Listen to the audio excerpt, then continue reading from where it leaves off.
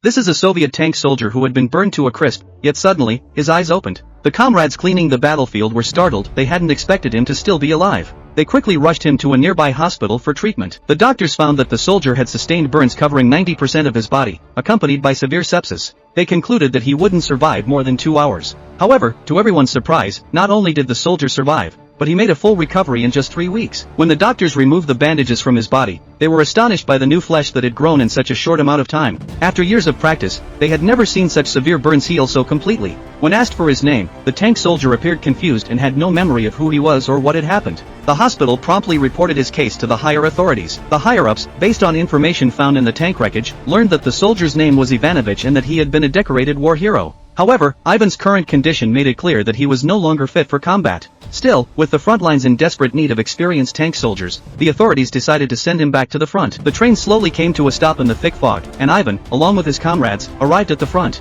Looking at the wreckage of tanks destroyed by the German forces on the train across from them, everyone was serious and silent. Ivan thoughtfully touched one of the destroyed tanks, as though recalling something. At that moment, a passing officer noticed Ivan and asked why he was standing in front of the tank. Ivan replied that the tank had been destroyed by a large rock, as if it had been ambushed. The officer asked how Ivan knew this, and Ivan simply said, "The tank told me." The officer was taken aback and pointed to another destroyed tank, asking, "And what did this one tell you?" Ivan responded, "This tank was destroyed by a German White Tiger tank, the same one that destroyed mine." The officer thought Ivan had gone mad and should be sent to a mental hospital, not back to the front. But another officer nearby said he had also heard the legend of the White Tiger. This tank appeared like a ghost, always showing up when the German forces were on the verge of defeat, destroying all Soviet tanks in its path before mysteriously vanishing. Its appearance caused massive losses for the Soviet army, forcing many of their positions to be abandoned. The White Tiger tank had become a source of dread, and the Soviet forces were determined to eliminate it. To combat it, the Soviets modified a T-34 tank. They reinforced its armor, upgraded the engine for better mobility,